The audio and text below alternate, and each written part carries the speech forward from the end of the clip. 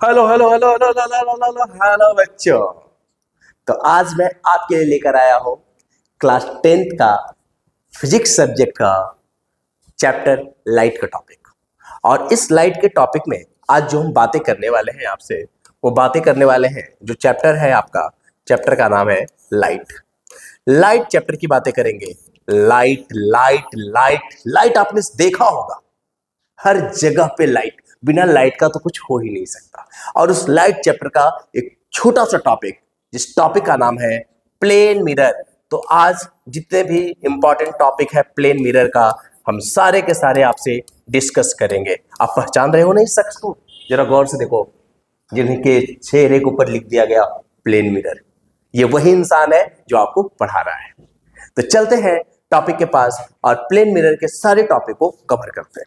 मगर plane mirror के topic को कवर करने से पहले हम आपसे ये बात करते हैं कि जब तक आपको rules of reflection, laws of reflection का आइडिया नहीं होगा, तब तक आप इमेज का फॉर्मेशन कर ही नहीं सकते। तो सबसे पहले इमेज का फॉर्मेशन करने के लिए जो रूल्स दिए गए हैं, हम उस रूल के बारे में डिस्कस करेंगे। तो रूल क्या है, वो जरा उस रूल को हम लोग देखते हैं कि वो रूल है क्या। तो रूल्स के पास चलते हैं। सबसे पहले तो रूल को पढ़ते हैं कि लॉ ऑफ रिफ्लेक्शन का रूल है क्या। तो लॉ ऑफ रिफ्लेक्शन का रूल ये है कि law of reflection determine the reflection on surface. मतलब जो सरफेस रिफ्लेक्ट करता है, रिफ्लेक्ट कौन सा सरफेस करता है? जैसे क्लियर वाटर हो गया, आपका मिरर हो गया, आपसे बातें करें तो स्मूथ मेटल हो गया। ये सारे के सारे जो है वो लाइट रेज को रिफ्लेक्ट करता है। हम इन सरफेसों की बात करें जिसे हम लोग रिफ्लेक्टिंग सरफेस के नाम से जानते हैं। अब इस रिफ्लेक्टिंग सरफेस में जो रूल काम करते हैं उसे हम लोग बोलते हैं लॉज ऑफ रिफ्लेक्शंस। और लॉ ऑफ रिफ्लेक्शंस दो होते हैं। कितने होते हैं? दो होते हैं। तो कौन कौन से लॉ ऑफ रिफ्लेक्शन है उसके बारे में सोचते हैं। तो लॉज ऑफ रिफ्लेक्शंस पहला जो है, पहला क्या कहता है कि incident ray, normal and reflected ray all lie in the same plane. मतलब जो इंसिडेंट रे होंगे, नॉर्मल होंगे और रिफ्लेक्टेड रे होंगे, वो एक ही प्लेन में लाई करेगा। जैसे मान लीजिए मेरे हाथ में बॉल है, मैंने बॉल को इधर से फेंका। जब बॉल को फेंका, किसी सरफेस से जाकर टकराया, तो इसी साइड में, जिस साइड से मैंने बॉल को फेंका है, उसी साइड में रिफ्लेक्शन भी होगा, इंसिडेंस भी उसी साइड से गया था, और नॉर्मल लाइन जो बनाओगे ना, उसी साइड में आपको बनाना होगा। तो ये लॉ ऑफ रिफ्लेक्शन का पहला पार्ट था। दूसरा जो है वो ये कहता है कि इंसिडेंस एंगल जो होगा वो रिफ्लेक्टेड एंगल के बराबर होगा। अभी हम आपको क्लियरिफाई करेंगे, मगर इंसिडेंट एंगल को हम लोग रिप्रेजेंट करते जो है वो आपको बता रहा हूँ। देखिए रिप्रेजेंटेशन जो होता है, वो रिप्रेजेंटेशन इंसिडेंस एंगल को हम करते हैं एंगल आई से, और एंगल आर जो होगा वो हमेशा एंगल आर के बराबर होगा। चलते हैं एक डायग्राम को बनाते हैं तो आपको ज्यादा क्लियरेंस हो जाएगा। तो डायग्राम्स क्या है वो देखते हैं। इसके लिए हम थोड़ा सा बोर्ड को चेंज कर लेते हैं। और ये लिया बोर्ड मैंने आपके लिए ब्लैक। और कहा यह जाता है ना कि ब्लैक पे व्हाइट का जो मिक्सिंग होता है ना, वो बड़ा मस्त होता है। तो मैंने ले लिया यहाँ पे व्हाइट पेन। चलते हैं सरफेस को देखते हैं। इसके लिए मैंने आपके लिए एक सरफेस ले लिया है, ये व्हाइट सरफेस ले लिया मैंने। और ये व्हाइट सरफेस है, ऊपर वाला आपका रिफ्लेक्टिंग सरफेस है, और नीचे वाला जो है आपका रफ सरफेस है। मतलब रिफ्लेक्शन जो होगा वो ऊपर से होगा, नीचे से नहीं होगा। तो नहीं होगा तो इसके लिए हमें करना क्या पड़ेगा, ये रफ सरफेस नीचे की ओर बनाना पड़ेगा। ये आपका क्या है, रफ सरफेस है। और ऊपर वाला क्या है आपके पास, स्मूथ सरफेस है। ये आपका रफ सरफेस है। ध्यान से देखिएगा, बातें समझ में, रफ सरफेस है, रफ सरफेस है। अब होगा क्या कि लाइट रेज जो है वो फॉल करेगा। तो यहां से लाइट रेज फॉल करेगा, this one is the light rays. ऐसा करते हैं कि इसको हम लोग एरो वाला से ले लेते हैं। ये हो गया लाइट रेज। इसको हम लोग बोलते हैं इंसिडेंट रे। क्या बोलते हैं इसको? Incident ray. मैं यहां पे लिख देता हूं आपको कि this one is the incident ray, है ना। अच्छा, इस पॉइंट पे जब आकर के फॉल करता है, इस पॉइंट पे फॉल करता है, तो इस पॉइंट को हम लोग बोलते हैं पॉइंट ऑफ इंसिडेंस। इसको बोलते हैं पॉइंट ऑफ इंसिडेंट। और जो ये सरफेस है जहां पे पॉइंट ऑफ इंसिडेंस है, यहीं पे हम लोग नॉर्मल बनाते हैं। और नॉर्मल के लिए आप अदर पेन का यूज कर सकते हैं। और यहां पे हमने पेन ले लिया ग्रीन से। ये आपका नॉर्मल है। ये क्या है आपके पास, नॉर्मल लाइन है, नॉर्मल लाइन सही से आया नहीं है, थोड़ा सा और सीधा लेते हैं। ये इसे डॉट लाइन से भी आप रिप्रेजेंट कर सकते हैं, जैसा हो कर सकते हैं। ये आपका नॉर्मल, ये मैंने लिख लिया यहाँ पे नॉर्मल। और जानते हैं ये नॉर्मल है और ये इंसिडेंट रे है, तो angle between incident ray and normal, this one is the angle, this angle is represented as I and this one is known as angle of incidence, angle of incidence। मतलब normal lines और incidence रे के बीच की जो angle होता है उसे हम लोग एंगल ऑफ इंसिडेंस बोलते हैं। अब ये रेज यहाँ पे आया है, ये रेज यहाँ पे आया है एरो साइन से, तो ये रेज यहाँ से रिटर्न होगा, हमने इसको रिटर्न किया, ये रिटर्न किया, तो इस जो रिटर्न रे है इसे हम लोग बोलते हैं रिफ्लेक्टेड रे। क्या बोलते हैं? रिफ्लेक्टेड रे, ये आपका रिफ्लेक्टेड रे। और नॉर्मल और रिफ्लेक्टेड रे के बीच का जो एंगल होता है दिस वन, इसे रिप्रेजेंट करते हैं आर से, और इसे बोलते हैं हम लोग angle of reflection, angle of reflections. ये था आपके पास लॉज ऑफ रिफ्लेक्शन, मतलब laws of reflection. Laws of reflection दो थे, पहला क्या था कि incident ray, normal and reflected ray all lie in the same plane, एक ही प्लेन में है, और दूसरा क्या है कि एंगल आई जो होगा वो एंगल आर के बराबर होगा। तो इसके बाद चलते हैं हम लोग आगे के टॉपिक्स में, क्योंकि आज का जो मेन टॉपिक है ना, वो मेन टॉपिक है कि image formation in a plane mirror कैसे होता है। तो आज हम लोग बात करेंगे कि पॉइंट ऑब्जेक्ट का इमेज फॉर्मेशन कैसे करेंगे, एक्सटेंडेड बॉडी का कैसे करेंगे। मगर उससे पहले आपसे एक क्वेश्चन ये है कि sir this one is known as angle of incidence, this one is known as angle of reflection, what is the name of this angle, what is the name of this angle, what is the name of this angle. तो इस angle का नाम होता है बेटा, मैं आपको बोल दूं, ग्लांसिंग एंगल। क्या होता है? Glancing angle. और इसी को बोलते हैं ग्लांसिंग एंगल, और ये reflecting surface and incident ray के बीच बन रहा है, मतलब angle between incident ray and reflecting surface is known as glancing angle of incidence. इसको बोलते हैं ग्लांसिंग एंगल ऑफ इंसिडेंस। इसका एक और नाम है, नाम क्या है जरा सोच के बताइए? Grazing angle. क्या नाम है? देखिएगा आप इसको, ये आपके लिए मैंने छोड़ दिया, ठीक है, आपके लिए छोड़ दिया। इसको क्या बोलेंगे अपने से बताइए? इसको reflected ray and this one is the reflecting surface, what is the name of this angle? This angle is known as glancing angle of reflection, this one. ये है पूरी की पूरी कहानी। तो अब चलते हैं हम लोग कि किसी भी पॉइंट ऑब्जेक्ट का इमेज का फॉर्मेशन प्लेन मिरर में कैसे होता है, तो उसे हम आपको बनाने की कोशिश कर रहे हैं, यहाँ पे आपको दिखा रहे हैं कि कैसे होगा, ठीक है। तो चलते हैं अभी हम लोग अगेन हम जो बनाएंगे आपके लिए व्हाइट बोर्ड का ही सहारा लेंगे, और व्हाइट बोर्ड पे ही आपको बना करके दिखाएंगे। तो ये चीज तो आपको बिल्कुल क्लियर हो गया होगा, इसमें तो कोई डाउट किसी बच्चे को नहीं होना चाहिए। तो चलते हैं हम लोग अब ग्लांसिंग एंगल ऑफ इंसिडेंट्स और रिफ्लेक्शन जानने के बाद image formation in a plane mirror. Topic है आपके पास, टॉपिक देखना चाहते हैं तो टॉपिक देख लें। Topic is this one, note कर सकते हैं आप इस टॉपिक को, this one is the topic for you. ये this one is the topic, हाँ गया टॉपिक, अच्छा नहीं है तो कोई बात नहीं है, आप टॉपिक लिखें image formation in a plane mirror, heading डालिए image formation in a plane mirror, heading डाल दीजिए image formation, image formation of point object, of point object in plane mirror, है ना, this one is the topic plane mirror. तो सबसे पहला काम क्या है भाई कि मुझे तो प्लेन मिरर बनाना पड़ेगा, तो मैंने यहां से आपके लिए प्लेन मिरर बना दिया, ये मैंने बना दिया प्लेन मिरर, ठीक है, ये मैंने बना दिया प्लेन मिरर। अब ये प्लेन मिरर का ये वाला जो पोर्शन है ये रफ पोर्शन है और ये स्मूथ पोर्शन है। अब सोच के बताइए कि ऑब्जेक्ट को स्मूथ सरफेस क्यों रखेंगे या रफ सरफेस क्यों रखेंगे?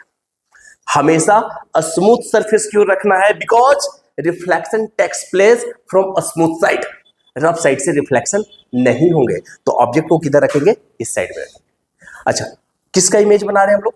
पॉइंट ऑब्जेक्ट का। पॉइंट ऑब्जेक्ट का मतलब बहुत छोटा ऑब्जेक्ट का इमेज का फॉर्मेशन करने की कोशिश कर रहे हैं। तो मैंने यहां पे ले लिया एक object, this one is the point object. अब इस ऑब्जेक्ट से इनफाइनाइट रेंज निकल सकते हैं, मगर इमेज बनाने के लिए मुझे एटलीस्ट दो रेज की जरूरत होगी। मतलब इस पॉइंट का इमेज बनाने के लिए एटलीस्ट कितने रेज की जरूरत होगी? दो। तो दो रेज कैसे निकलेंगे उसके बारे में हम लोग बात करते हैं। तो चलते हैं सबसे पहले कि ये ऑब्जेक्ट है आपके पास, तो यहां से रेज निकालते हैं। रेज निकला, ये रेज निकला, इंसिडेंस। जब इंसिडेंस होगा तो यहां पे क्या बनाया जाएगा आपको? ये बनेगा नॉर्मल, और क्या होगा? जल्दी जल्दी बोलते चलिए। ये आ गया यहां से रिफ्लेक्टेड रे।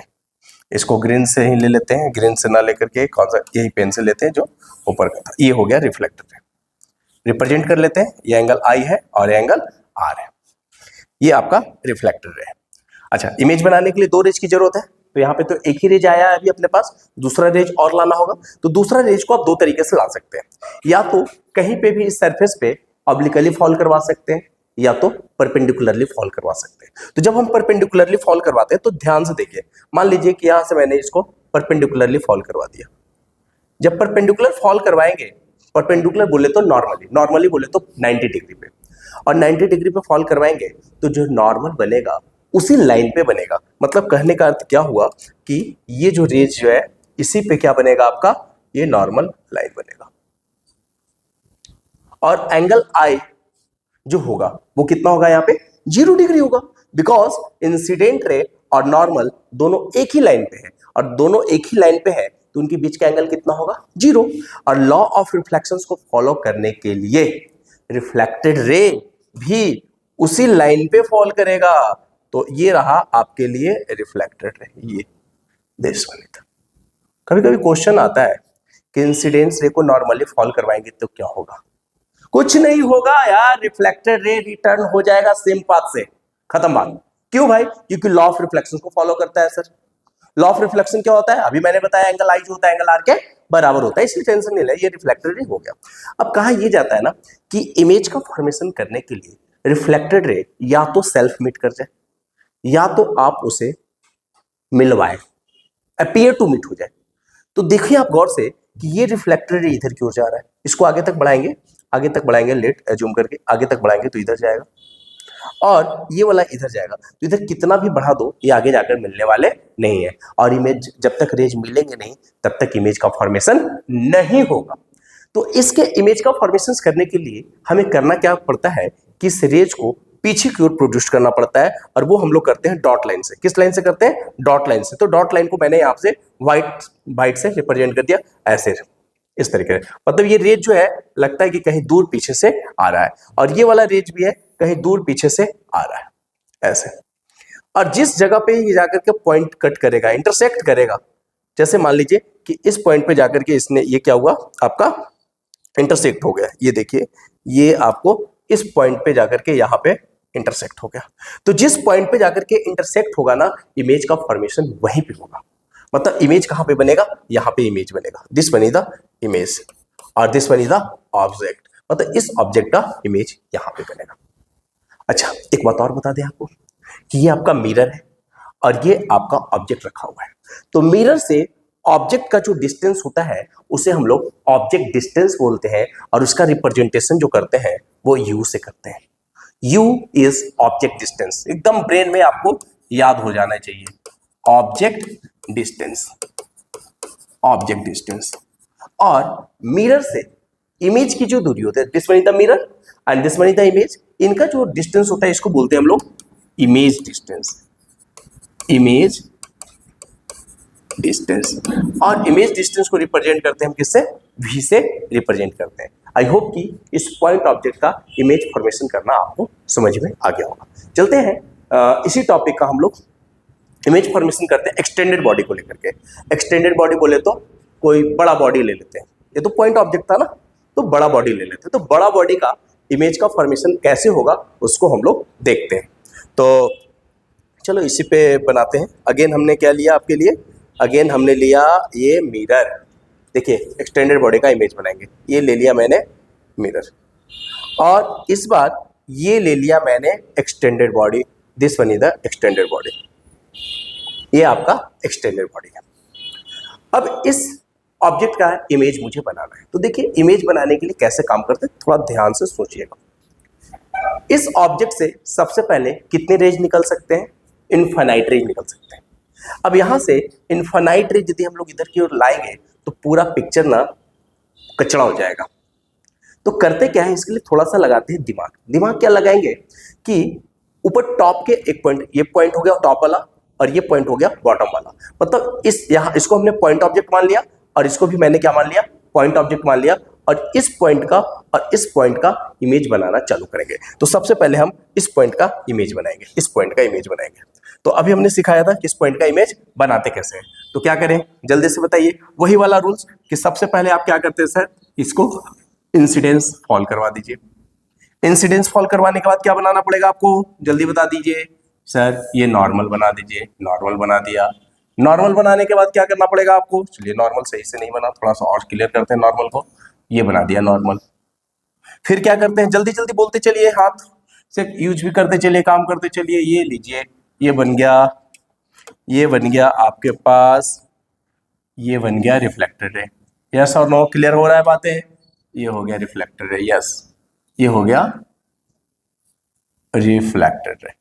ठीक है, तो ये मैंने पहले बना दिया। तो ये आपका इंसिडेंस, ये आपका नॉर्मल और ये आपका रिफ्लेक्टेड रे। हम ध्यान से देखिएगा, क्लियर हो जाएगा। रिफ्लेक्टेड रे, ये वाला तो रफ सरफेस है आपका, रफ सरफेस है। अब देखिए ये रिफ्लेक्टेड रे इधर जा रहा है, तो एक रेज तो हमने निकाला। इमेज बनाने के लिए कितने रेज की जरूरत पड़ेगा, एटलीस्ट 2 रेज की जरूरत पड़ेगा। तो दूसरा रेज क्या करते हैं, हम परपेंडिकुलरली डाल देते हैं। जब परपेंडिकुलरली फॉल करवाएंगे तो इसी जगह पे मुझे क्या बनाना पड़ेगा, नॉर्मल बनाना पड़ेगा। तो ये मैंने नॉर्मल बना दिया, इसी पे नॉर्मल बना दिया, लीजिए नॉर्मल बना दिया। और नॉर्मल और इंसिडेंस रे के बीच का एंगल कितना, 0। तो रिफ्लेक्टेड रे भी उसी पे आएगा, क्योंकि लॉ ऑफ रिफ्लेक्शन को फॉलो जो करना है, तो लॉ ऑफ रिफ्लेक्शन को फॉलो करने के लिए अगेन हम व्हाइट वाला ही पेन यूज करेंगे। और ये बन गया लॉ ऑफ रिफ्लेक्शन। ये देखिए, अब गौर से देखिए, ये रिफ्लेक्टेड रे इधर आ रहा है और ये वाला रिफ्लेक्टेड रे इधर जा रहा है। इनको आगे तक प्रोड्यूस कीजिए, ये सेल्फ मीट नहीं करेंगे। तो हमें क्या है भाई, इमेज बनाने के लिए तो मीट करवाना बहुत जरूरी है। जब तक मीट नहीं होगा या अपीयर टू मीट नहीं होगा, इमेज का फॉर्मेशन नहीं हो सकता है। तो इमेज बनाने के लिए हम क्या करेंगे, इस पॉइंट को पीछे, इस पॉइंट वाले रे को, मतलब ये जो रिफ्लेक्टेड रे है, इसको पीछे तक प्रोड्यूस कर देंगे। ये मैंने पीछे तक प्रोड्यूस कर दिया।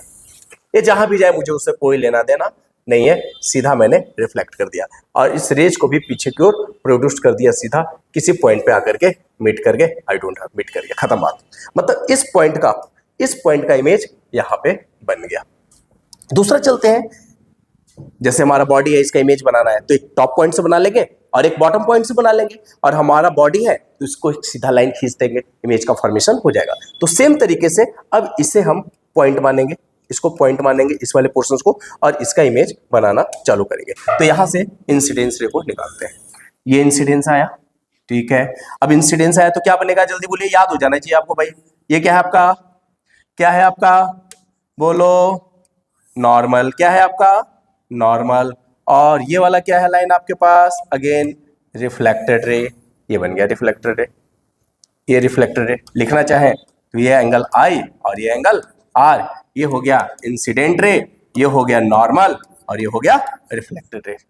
अब अगेन देखें, इस पॉइंट का एक ही रेज निकला। अब इस पॉइंट के लिए कितने रेज की जरूरत है, 2, एटलीस्ट 2, कम से कम 2 रेज की जरूरत है।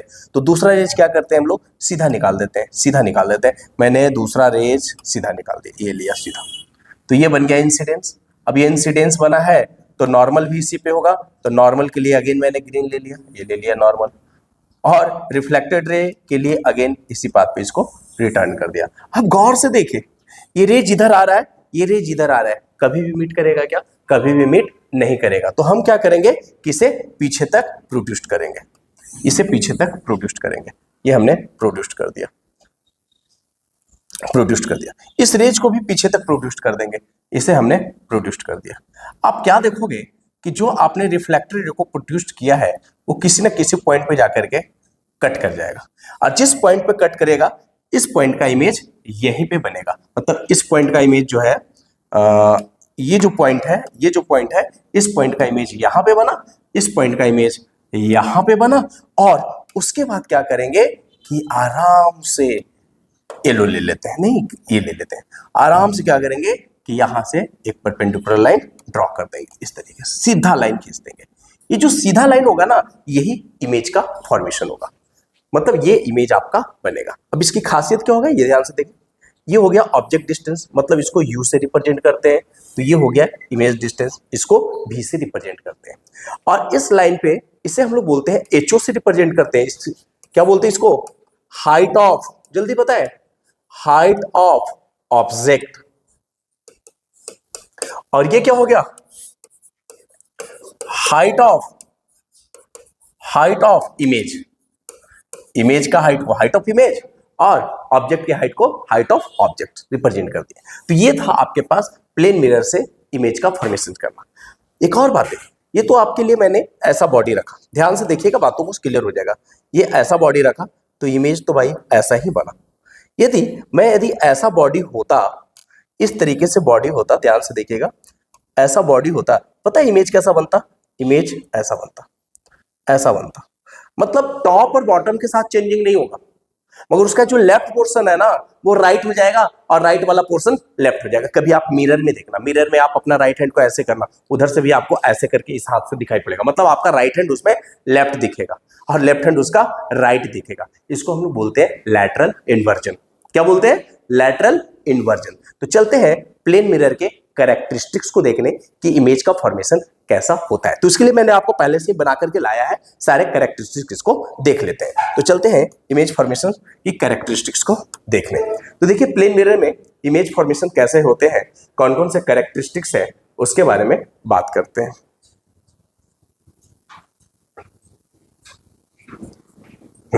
तो ये है nature of image in a plane mirror. तो सबसे पहले इमेज फॉर्मेशन कैसा होगा, वो होगा सेम साइज का। सेम साइज बोलने का मतलब क्या हो गया कि यदि आप प्लेन मिरर में ऑब्जेक्ट का हाइट मान लो 5 सेंटीमीटर का है तो इमेज का साइज भी होगा ना वो 5 सेंटीमीटर का ही होगा। मतलब कहने का अर्थ क्या हो गया कि एच ओ जो होगा वो एच आई के बराबर होगा। दूसरा, सेम डिस्टेंस, यदि प्लेन मिरर से आप 5 मीटर की दूरी पे खड़े हैं ना तो इमेज का फॉर्मेशन प्लेन मिरर के अंदर 5 मीटर की ही दूरी पे होगा। मतलब कहने का अर्थ क्या हो गया कि u की जो वैल्यू होगा वो v के वैल्यू के बराबर ही होगा।